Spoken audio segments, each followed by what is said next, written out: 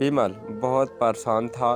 उसे समझ में नहीं आ रहा था कि वो इस परिस्थिति से कैसे निपटे। वो अपनी माँ को बहुत चाहता था, किंतु उसकी पत्नी और बच्चे उसकी माँ से बहुत दूर भागते थे, क्योंकि उसकी माँ की एक आँख नहीं थी, साथ ही उसकी कमर भी 90 अंश पर झुकी थी। वैसे वह अपना काम खुद कर लेती है, किंतु फिर भी उसकी पत्नी और बच्चे के लिए हमेशा खटकती है।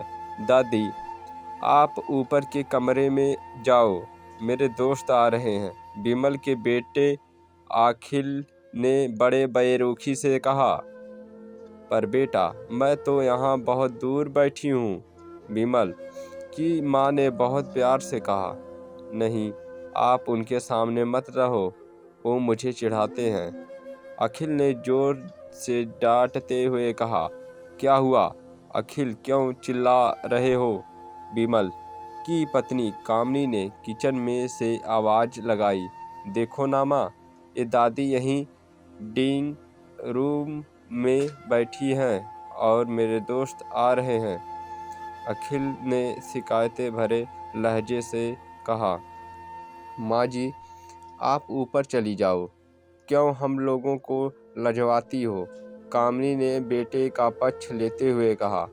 बेचारी सरस्वती चुपचाप उठकर जीने के सहारे ऊपर चढ़ने लगी। कमर झुकी होने के कारण उन्हें ऊपर चढ़ने में बहुत परेशानी हो रही थी, किंतु वो पूरी ताकत से ऊपर के एक अकेले कोने वाले कमरे में बैठ गई। विमल बाजू के कमरे से सब सुन रहा था। उसे कष्ट हो रहा था कि उसकी माँ को अपमानित होना पड़ रहा है, किंतु वो असहाय था। अगर वो कुछ कहता तो पत्नी और बच्चे उसका विरोध करने लगते। दूसरे उनके तर्क भी सही लगते हैं। चूँकि वो एक प्रशासनिक अधिकारी था, उसका सामाजिक स्तर बहुत ऊंचा था, उसकी ससुराल भी एक उच्च घराने में थी, अतः वह चुपचाप इस बात तरह हर दिन अपनी माँ को अपमानित होते देखता रहता था। रात को विमल की पत्नी ने कहा, देखो जी, अब कुछ करो। कल कलेक्टर साहब की पत्नी आई थी। माँ जी अपनी देसी धुन धारा में उनसे मिली। मुझे बहुत शर्म आ रही थी, बताते हुए कि ये मेरी सास है। मैंने कह दिया कि दूर की रिश्तेदार हैं, इलाज कराने आई हैं। विमल को रोना आ गया, किंतु फिर भी वह चुप रहा। उसे समझ में नहीं आ रहा था कि वो क्या करे। अपने बेटे की मन स्थिति को सरस्वती अच्छी तरह से जानती थी और बेटे को कोई कष्ट ना हो इसलिए वो हर बात को चुपचाप सह लेती थी। विमल बहुत उदास रहने लगा। एक तरफ परिवार और सामाजिक स्तर पर जीने की प्रतिबद्धता भी, तो दूसरी ओर माँ। आखिर माँ से अपने बेटे की इस हालत नहीं देखी गई। एक दिन उसने अपने बेटे से कहा, विमल, बहुत दिन हो गए हैं, मैं अपने गांव जाना चाहती हूँ, मुझे वहां पहुंचा दो, मेरा यहाँ मन नहीं ला रहा है। किंतु माँ, वहाँ तो कोई नहीं है, तुम्हारी देखभाल कौन करेगा? विमल ने आश्चर्य से पूछा। अरे, सब गांव वाले तो हैं, और वो तुम्हारे मामा जी तो उसी गांव में रहते हैं, और फिर हम सारी व्यवस्थाएं कर आएंगे ना। कामनी को तो जैसे मन की मुराद मिल गई हो। हाँ बेटा, बहू सही कह रही है, सरस्वती ने लंबी सांस लेते हुए कहा।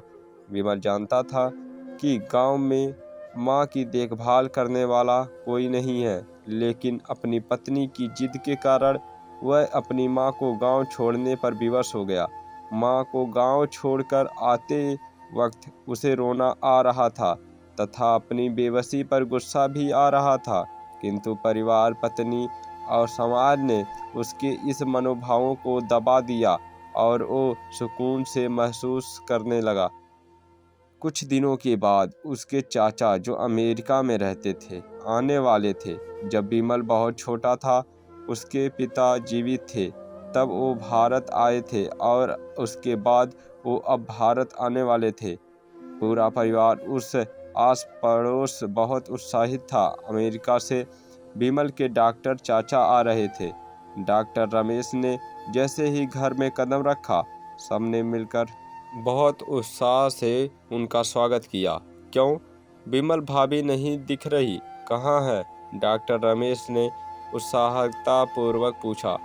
जी, वो गांव में रहती हैं, यहाँ उनका मन नहीं लगा, कामायनी ने सपाट लहजे में उत्तर दिया। डॉक्टर रमेश ने विमल की ओर देखा तो विमल ने अपनी आंखें झुका ली।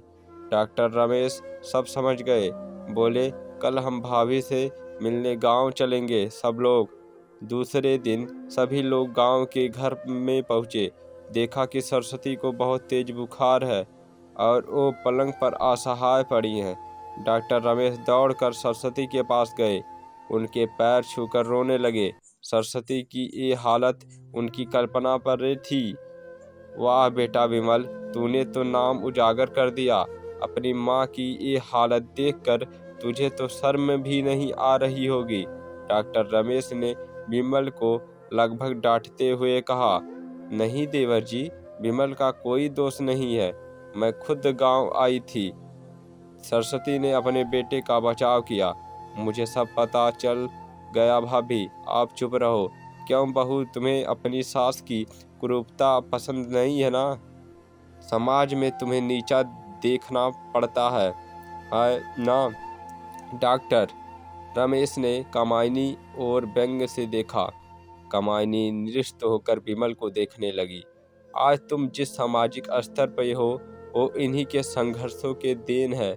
और बेटा विमल, तुम्हें शायद मालूम ना हो कि बचपन में जब तुम 1 साल के थे, तब छत से नीचे गिरने के कारण तुम्हारे एक आँख फूट गई थी और तुम्हारी रीढ़ की हड्डी में भी समस्या थी। तुम्हारी इसी कुरूप माँ ने अपनी एक आँख और अपना बरोन मेरो तुम्हें देकर इतना सुंदर स्वरूप दिया था। कामायनी बेटा, इतने सालों तक संघर्ष करके बेटे को प्रशासनिक अधिकारी बनाने वाली इस संघर्षशील औरत की तुम लोगों ने यह दशा कर दी। तुम्हें ईश्वर कभी माफ नहीं करेगा। डॉक्टर रमेश की आंखों में अश्रु जलाधारा बह रही थी। अब भाभी, आप मेरे साथ अमेरिका जाएंगी, यहाँ इन स्वार्थी लोगों के बीच नहीं रहेंगी। डॉक्टर रमेश ने सरस्वती से कहा। विमल को तो काटो तो खून नहीं था। डॉक्टर रमेश जो उसके चाचा थे, उन्होंने राज बताया। उसके बाद तो विमल को यही लग रहा था कि उससे ज़्यादा पापी इंसान इस दुनिया में कोई और है ही नहीं। वह दौड़ता गया और माँ सरस्वती के कदमों में लिपट गया। माँ, मेरा अपराध अक्षमा है। मैं जानबूझकर चुप्पी साधे रहा, आपका अपमान करवाता रहा। अब सिर्फ आप ही उस घर में मेरे साथ रहेंगी और कोई नहीं। विमल ने अग्नि दृष्टि से अपनी पत्नी और बच्चे को देखा। कामायनी को भी बहुत पछतावा हो रहा था, किंतु उसकी हिम्मत नहीं हो रही थी कि वो सरस्वती से आंख मिलाए। सरस्वती ने कामायनी की मन स्थिति को समझकर उसको पुचकारते हुए अपने पास बुलाया और विमल को डांटते हुए कहा, खबरदार, जो मेरी बहू को मुझसे अलग करने की कोशिश की तो तुझे ही घर से बाहर निकाल दूंगी। कामायनी और बच्चे ने सरस्वती के पैर पड़ते हुए अपने व्यवहार पर माफी मांगी और माँ के हृदय ने सबको माफ कर दिया।